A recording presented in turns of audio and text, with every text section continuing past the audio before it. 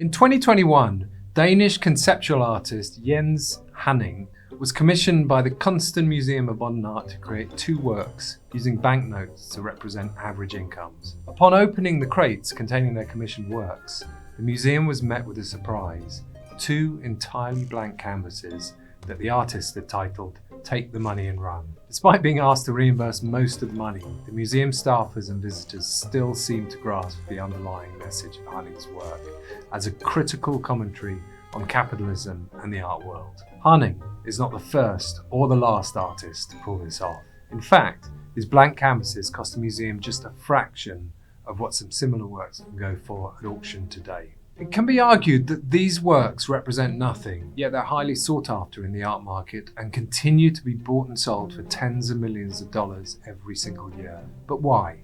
Let's take a look at 5 multi-million-dollar artworks to explore how exciting these seemingly empty canvases can be to art investors and collectors.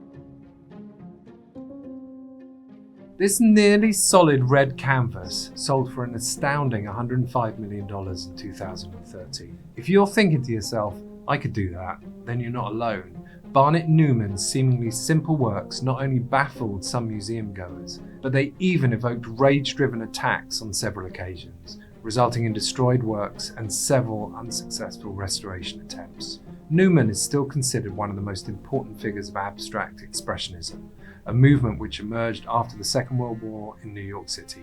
And while Jackson Pollock broke the ice for this new American painting style, it could be argued that Newman gave it the simplest, starkest form. Not only did Newman represent a turning point in abstract expressionist history, but he also destroyed most of his works created prior to the mid-1940s, making his surviving paintings even more coveted. As a figurehead in a pivotal movement, and with so few of his paintings remaining, Newman's works have become highly sought after and desirable to collectors looking to own that moment in time. For generations, some art historians have argued that Kazimir Malevich's black square paintings, and yes, they're just black squares, rank among the 20th century's most significant artworks. In 2018, one of these iconic paintings fetched $85.8 million at Christie's. These works are part of Malevich's pioneering artistic movement known as suprematism, a very early and radical form of abstraction. Although it may seem uncontroversial today, when suprematism made its debut in a 1915 exhibition, the style sent shockwaves through the art world. During that same exhibition, Malevich unveiled the first of many iterations of his black square paintings. This depiction discarded all conventions of storytelling, figuration, and natural imagery. Even for audiences accustomed to futurist and cubist experiments, this form of artwork was entirely unprecedented. Despite some artists rallying behind suprematism, it would remain obscured for decades due to the post-revolution suppression of the avant-garde. Rediscovered by Western art historians in the 1980s, Malevich's work attained mythic status and is now recognized as one of the most significant artworks of the period. In many respects, it stands as the birth of non-objective art. Agnes once said, "Art must derive from inspiration."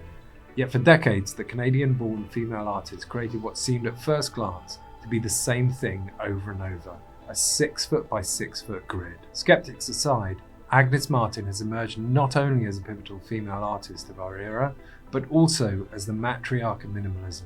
While she steadfastly rejected the minimalist label, Beach from 1964 serves as a testament to her inclination towards the movement's aesthetics, commanding a remarkable $6.5 million at auction in 2013.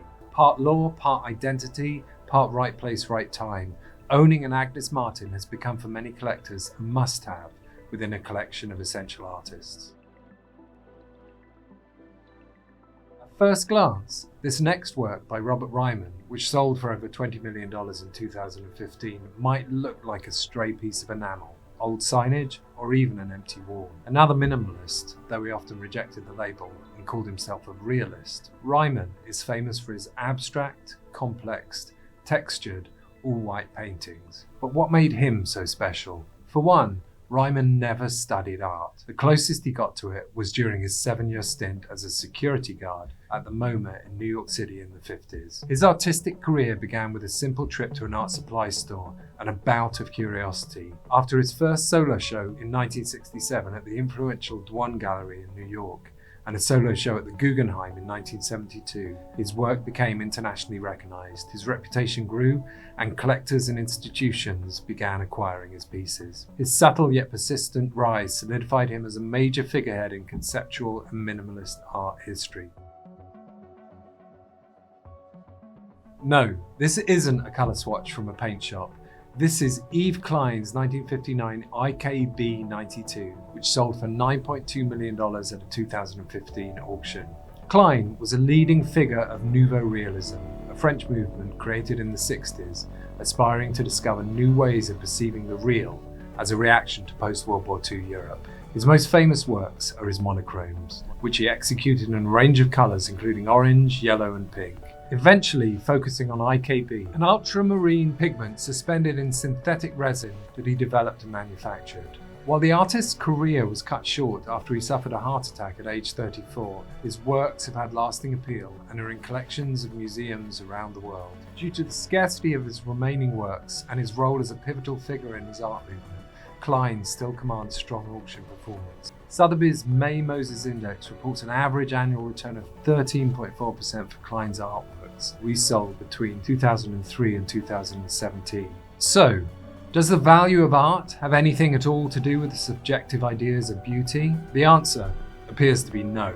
Instead, price dynamics are impacted by a variety of factors, ranging from historical significance to institutional support to scarcity. So, if you believe that an Agnes Martin or a Rothko is something your neighbour could have painted, well, you may be right. But your neighbour isn't a canonized artist with a long history of rising auction sales. Your neighbour isn't a pivotal figure in a groundbreaking art movement. And your neighbour didn't form relationships with galleries and tastemakers that would propel them to fame. And in the art market, these are the things that matter. At Masterworks, we acquire art purely from an investment perspective. Our approach to buying art puts aesthetic preference aside and focuses on potential for profit. For more answers to all your art market questions and to learn more about how we built an $800 million alternative asset management platform, be sure to hit the subscribe button.